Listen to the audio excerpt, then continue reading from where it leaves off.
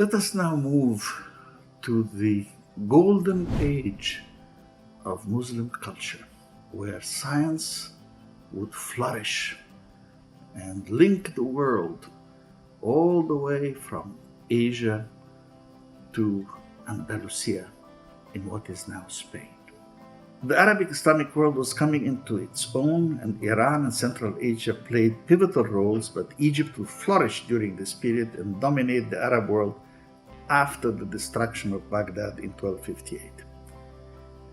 Now let us think a moment for a great story about publications, scientific publications. Now we are at the beginning of the 9th century, and we're talking of the glory of Baghdad under the Abbasids. This is Baghdad of the Arabian Nights, and after the great Harun al-Rashid, his son Al-Ma'mun would also be a very famous caliph. The Abbasid Empire spread from Transoxania all the way to Morocco today, and with its capital in Baghdad.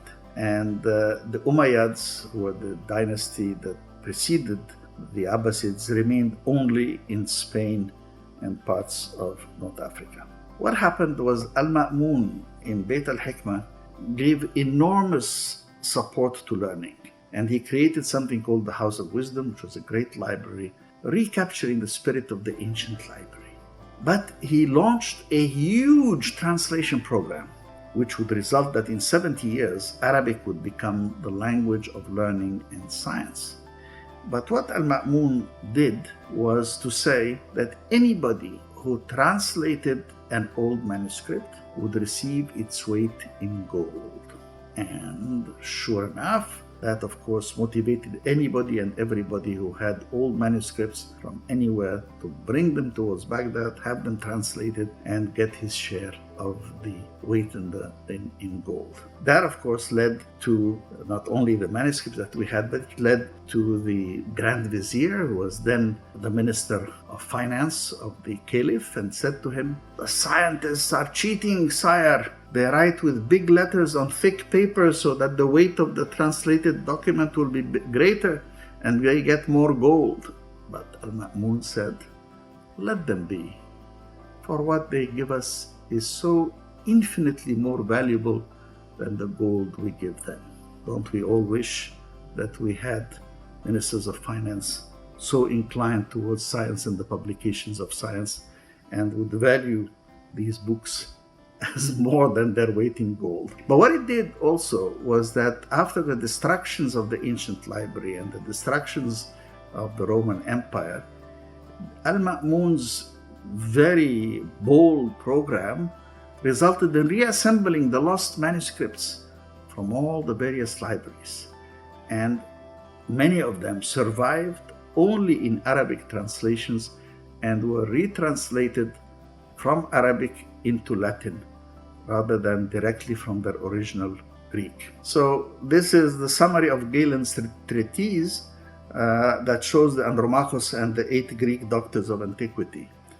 And the Bayt al-Hikmah, the greatest Abbasid library, which was called the House of Wisdom in Baghdad, it contained a public library with a large collection of materials, but more importantly, like the ancient library of Alexandria, it brought the great scholars from all the nations of the world over there. The Bayt al-Hikmah is the closest thing to a recreation of the spirit of the ancient library of Alexandria, and this is a recreation as anticipated, because much of that, or all of that, was destroyed when in the mid-13th century the Mongols would destroy Baghdad. But the Muslim world was a very open world.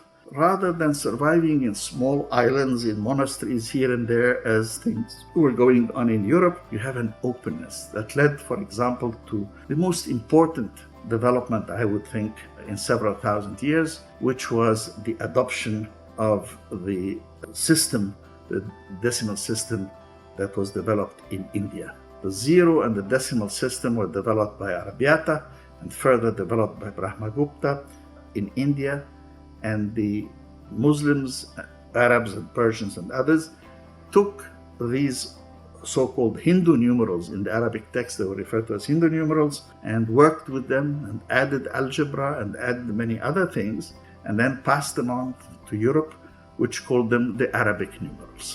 And beyond the numbers, there was the idea of infinity and how to deal with the notion of infinity. In fact, from Jain mathematics comes the concept of multiple infinities. They classified numbers into three classes: innumerable, ininnumerable, and infinite. And not content with a simple notion of infinity, they went on to define 5 different types of infinity. The infinite in one direction, in 2 directions, in area, the infinite everywhere, and the infinite perpetually. And later would come the infinite in time. And much later would come the symbol for infinity, the so-called daisy 8. Now, among the many contributions that the Muslims made to what they got from the East, from India, was the work of Al-Khwarizmi, who remains with us as the father of algebra and whose name, Al-Khwarizmi, gave us the word algorithm. He did write a book called Kitab al-Jabr wal-Muqabala, and Al-Jabr became algebra. It was a seminal work, much copied, with many comments and marginalia written in the various manuscripts of copying and recopying of that great work from the early 9th century. But it would be Al-Karaji later on, especially in the 10th century, who would build on the earlier work of Al-Khwarizmi, and who was the first person to free algebra from geometric operations and replace them with the type of symbols and operations which are at the core of algebra today. He is also given credit for the binomial theorem and an early version of Pascal's triangle. Now, that's on the side of mathematics, but the Muslims also developed hospitals, including the earliest hospitals for mental diseases. This 1883 illustration depicts the great Al-Zahrawi visiting patients in a hospital in Cordoba. And this is a medieval medicine jar, an example from Syria, but they were from many other places. And this is the Arabic edition of Dioscorides' treatise, which was translated during the 9th century and later revised. And this is from one of the oldest surviving copies made in the 11th century. And we have even examples of pharmacists preparing prescriptions from plants. And this is part of the Arabic edition of Dioscorides' Materia Medica. And this, from an Ottoman manuscript, shows 2 doctors telling a pharmacist how to prepare the medicines they want from all of these sources. And the medieval library, Beit al-Hikmah being the greatest example, shows a lot of scholars arguing among themselves while the books are in alcoves on the wall behind them. This is an image from a manuscript of Al-Hariri's Maqamat, which was transcribed in Baghdad 1237, short 20 years before the end of Baghdad. And this is a discussion among astronomers about the various disagreements scientifically that they had with each other. But that was not the whole world, important as it was in the Abbasid Empire.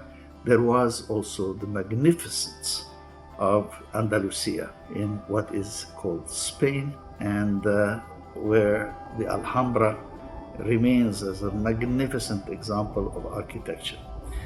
But the 10th century library of the Caliph al-Hakam in Cordoba, Spain, boasted more than 400,000 books, we are told. The Caliphate of Cordoba, at its peak, spread most of what is today Spain and Portugal. It is the second Umayyad Caliph in the 10th century, and he created the great library of Cordoba. It was claimed to have over 400,000 volumes. And about 500 persons worked there, and Muslims, Christians, Jews, and others worked together on common research projects. And there was a massive translation effort that was undertaken from any Latin and Greek manuscripts into Arabic. Meanwhile, one of the features of the Andalusian Islamic State was that elsewhere in Muslim Spain, there were many libraries, about 70 libraries in the 10th century, including several in Toledo, and many libraries and universities in Cordoba, Sevilla, Malaga, Granada, among others, and in numerous mosques and private libraries flourished in Muslim Spain, and it was said that Cordoba was the greatest book market in the world in the 10th century. Meanwhile, the rest of the Muslim world also flourished. If you go to the east of Iraq, to what is today Iran, the Persian part of that great Muslim empire, you will find some very interesting people. Among the most famous, of course, is the great Omar Khayyam. Everybody knows him because of the rubaiyat and the type of great literature and poetry that Fitzgerald made famous in Victorian England. But more importantly, for scientists, Omar Khayyam was one of the greatest mathematicians and astronomers in history. Let me give you an example. He was not just a mathematician and an astronomer and a very distinguished scientist, he was a polymath. 500 years before the Gregorian calendar, which was set in the 16th century in order to correct the errors of the Julian calendar, Khayyam developed a calendar which was better than the Gregorian approximation that would come half a millennium later. Khayyam's calendar added a leap day every 4 years, but reset the 4-year cycle every 33 years, resulting in an average year, which we will see. And while the Gregorian calendar gains an extra day every 3,226 years, Khayyam's calendar loses a day, but only after 4,269 years. Just to compare the accuracy of the work that was being done by Omar Khayyam in the 11th century, so everybody says 365 days, almost a quarter, but not quite. And this is the calculation to the 6th decimal point by Khayyam. This is the calculation by Christopher Clavius for Pope Gregory in 1584. And this is our modern estimate in 2000. And you can see that Khayyam comes closer to our modern estimate than the Gregorian calendar with Christopher Clavius came 500 years later. So many more in so many other disciplines in that world were outstanding scientists who kept the torch of learning and the idea of rationality and science open throughout these dark ages in Europe. Al-Farabi, sociology, logic, Tabari, Jabir ibn Hayyan of chemistry, Al-Biruni, who studied India, and Buzjani and Khwarizmi, whom we discussed before in terms of algebra, Al-Dimiri, a zoologist, Antaki, a pharmacist, Al-Qazwini, a geologist, Al-Khazan, a physicist, Al-Idrisi, the geographer who did the greatest map in the Middle Ages for King Roger of Sicily, and Ibn Battuta, the great explorer, and Ibn Magid, a sailor who went around Africa, Ibn Khaldun, the father of sociology, and Al-Jahiz for literature, zoology, and of course the great Ibn Rushd in philosophy, also known as Averroes in the West. Let's focus on a few of the major figures in medicine. We will see that Al-Razi in the 9th century was already the inventor of distillation of alcohol, the first to diagnose smallpox and measles, first to associate diseases with contamination. And he was a polymath, a physicist, an alchemist, a philosopher, father of psychology and psychotherapy, who talked about the responsibility of the physician not just to heal the wounds of the body, but to treat the anxiety of the mind. And Al-Hawi al-Kabir, also known as The Virtuous Life, is a large medical encyclopedia that he wrote. He is a founder of modern surgical and medical instruments, Al-Zahrawi, father of surgery in Kitab al-Tasrif. He invented many of the instruments that you see and that he used, and that were used for 1,000 years after him. He is recognized as Al-Bukassis in the West. He was the first to use silk thread for sewing wounds, and he wrote the medical encyclopedia Al-Tasrif, and he used as a textbook for the next 500 to 700 years that great encyclopedia that he wrote. This is a translation of the canon of the practice, and there you see the same instruments that he had developed. But ultimately, the greatest of the great must remain Ibn Sina, known in the West as Avicenna. Through his writers, in his writing is in fact what we call the canon of medicine, Al-Qanun. The canon of medicine, much copied and translated and commented on, became the standard medical text at many medieval universities. Ibn Sina, or Avicenna, the father of early modern medicine. And the Book of Healing, a philosophical and scientific encyclopedia, is one of his legacies. And the canon of medicine is a standard medical text at many medieval universities. But it's not the only one.